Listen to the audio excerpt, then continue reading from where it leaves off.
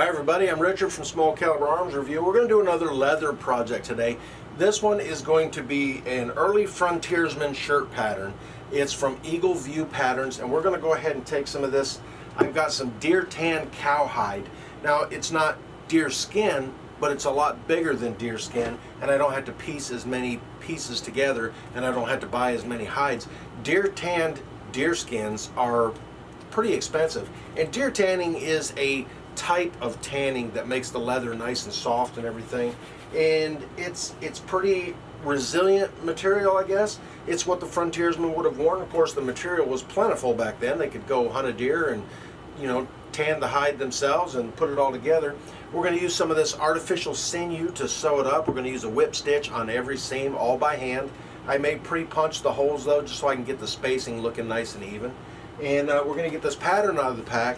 Now it's about 5 sheets in here, and you have to, because of the size of the paper, they actually print different parts on different sheets, and you have to cut pieces out and put them together. We're going to transfer the pattern onto it's painter's masking paper. It's kind of a heavy paper, not as heavy as what I use in some of the patterns, but it's still heavier than the newsprint type paper that they've got in these pattern packs, and it just makes it easier to trace the image onto the leather when I've got a stiffer paper to work with. Plus, the pattern for the front and the back is actually in 2 pieces, so you either fold the material in half and you cut through there, you know, and then open it up, or you can take the pattern and transfer it from one side to the other and trace around it. We're going to put it on one big piece of paper, use it as one solid piece.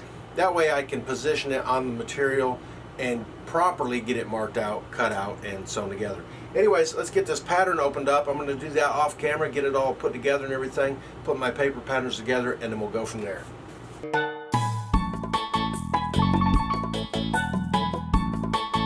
Alright, I've got some scrap pieces here I'm going to cut my shoulder cap fringe out of, and I've already trimmed up a couple edges on it. I put a brand new sharp blade in there because this stuff will want to bunch up on you a little bit if you don't have a good sharp blade. So I'll line that up on the edge, hold this down pretty tight so it doesn't move, and then give it a good slice. And there we go. Now I've got 2 of these cut out, and I got some more to trim up. I already cut all my bigger pieces out, the front, the back, and the, let's see, what else did I cut? The collar and the 2 sleeves are all cut out. Now I'm just trying to make use of as much of the scraps as I can, and you can see here this was where the neckline for the back cut out of that piece, and I kind of laid it out so I could figure out what I needed. And my longest fringe piece is going to be actually the front fringe, and it will fit in here. I'll try to maximize as much of this as I can.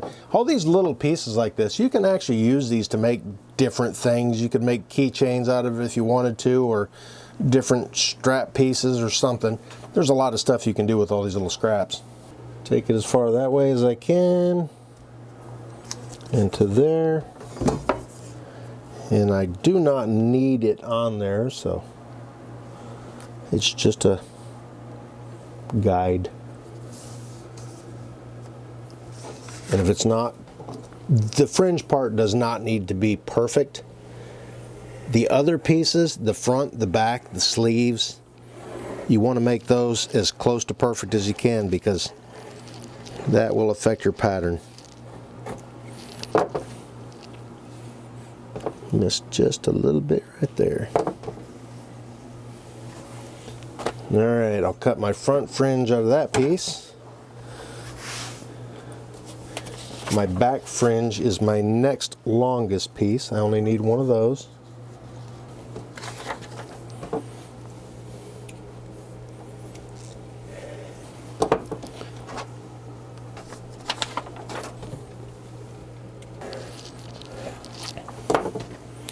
Let me see here. 2 sleeve fringes.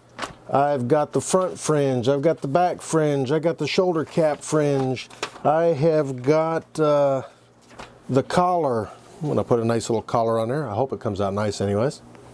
I've got the 2 sleeves cut out. This actually takes up quite a bit of leather for these sleeves. They're pretty big. And I got the fronts and the backs cut out. So I'm going to get sewing these together, starting at the shoulder seam right up here. And I did a little test piece because I have not done a whole lot of whip stitch on, I haven't done any whip stitching on leather other than this little test piece I just did. I did sew a skin on a kayak one time.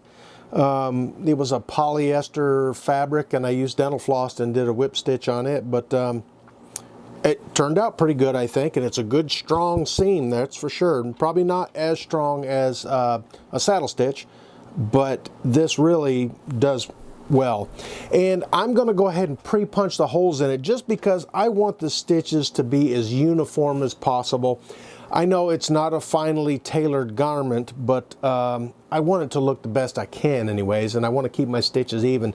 So I've got this little 3mm set of punches here, and I'm going to use my stitch groover. Now, it does not leave a groove in the leather like it does when you're using veg tan, like when I'm doing the holsters and stuff. But I've got it set up at 1/8 of an inch, and that's what they allow for a seam allowance on this pattern is 1/8 inch.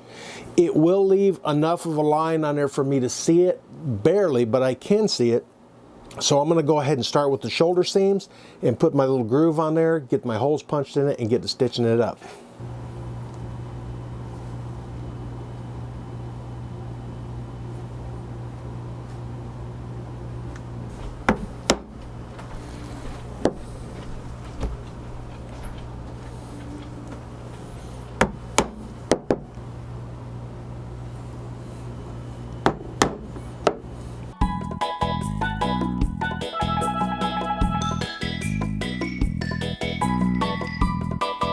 I've got the shoulder seams done. I got the neck split open there. I think the next step is to sew the collar on there. So I'll get that on and move on from there. Okay, I've got the shoulder seams done and I've got the collar on there. I got a little bit of mismatch right here. Not a big deal. I didn't quite get it centered up like it should have been, I guess. But the shoulder seams and the collar are on there, and that's quite a task to sew that thing on there with all them curved surfaces. Now the next thing I got to do is put the sleeves on here. So to put the sleeves on, you've got to line up multiple notches in this opening on here. I got them lined up the seam and the double notches in the back and the single notches in the front. So I need to make sure I've got everything lined up the way it's supposed to be. There's my double notch there that's going to get lined up there. My shoulder seam is right there, and my single notch is right there. So I'm going to pre-punch all my holes all the way around there, just like I did with the shoulder seams and the collar. They're difficult to see from this wrong side, and you sew the wrong sides with the wrong sides out there and then whip stitch it all the way around. You can actually feel the needle go through there a little bit better than you can see it anyways. But I'm going to get these holes punched in this thing and then get it put together. All right, this is one of the toughest things to try to show is the sewing of it. So I've got 3 layers here. I've got my sleeve, I've got my sleeve cap fringe, and then I've got the actual body. This is the back part of it with the double notches on there. I've already pre-punched all my holes, and like I said, I'm sewing through the back side, so you can't even see the holes here. You kind of have to feel for them. So what I've done is I started with my first stitch there at the center seam. That way I don't push it off one way or the other. I've got less of a chance of coming out wrong if I go from the middle outward. And I've taken my thread, pulled it all the way through the first hole, did a couple half hitches on the knot there, and then I've taken the tail of that and I've laid it over here so that when I'm doing these stitches on here, the whip stitch actually just makes a whole series of circles all the way around the seam. I've actually taken that tail and laid it over there, and then I pull my thread through and tie that tail down. Now this is a waxed artificial sinew, and it's really strong stuff. You can see the tail right there. I'm pulling that over and tying it kind of into the seam itself, so hopefully it won't pull out. And then again, they've got to find those holes, and it's almost a little easier to feel the hole because they're sure enough hard to see. And I've done about 4 times the length of thread that I need to do my seam, or at least 4 times the length of the seam. Hopefully it's enough to do the seam. And then just keep on going, Keep whipping that thing around there. And once you get into a groove and you keep everything lined up, it's actually pretty easy, pretty quick. I'm doing little short pulls here because the camera's kind of in the way. But just keep on going until you get it all the way around there.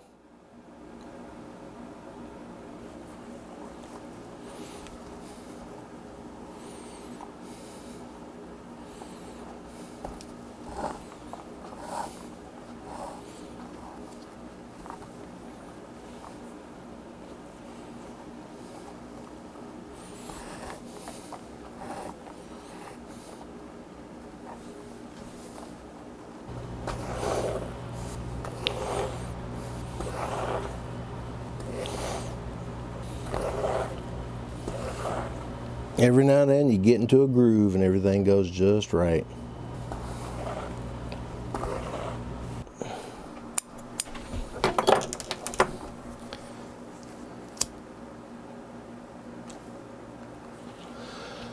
Okay, there's half of the shoulder seam. I had to sew through 3 layers to a point and then 2 layers. When I got to the 2-layer part, it really got quick. I'm going to trim off those little tabs right there too, because that'll just create a bump in the... I just trimmed a little bit. That's where the lining alignment tabs were. So now I'm going to start this seam and go this way with it now. Okay, there it is. One sleeve. Well, at least part of one sleeve. I still got to sew the opening there to close it up, but I've got the shoulder fringe piece on there. I've got it all stitched on there, and it actually come out pretty good.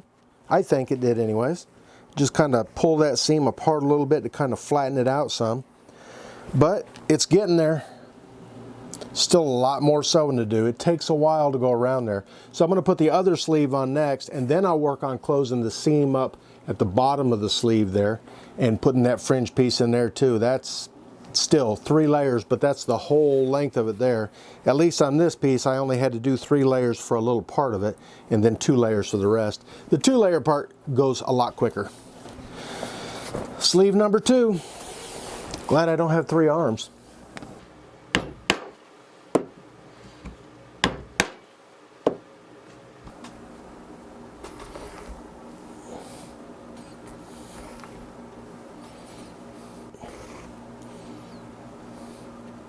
There's a lot of stitching that goes into one of these things and a whole lot of fringe to cut. I'm cutting them about, I'd say about 1/4 inch wide, maybe 3/16, somewhere around there. And some of it you can cut with a straight edge and a razor, but even that gets tough, especially like on the front fringe where there's a curve to it and everything. It's hard to get it lay flat and do your cuts nice and even. So I'm going to finish this up with scissors, and it tends to cramp up the hands a little bit. So if you're going to make one of these, don't expect to make it in just a couple hours. It's going to take some time. There's a lot of work that goes into one of these, and if you're going to buy one from somebody that hand makes them and they ask what you think is a crazy high price, try making one yourself, because it's a job.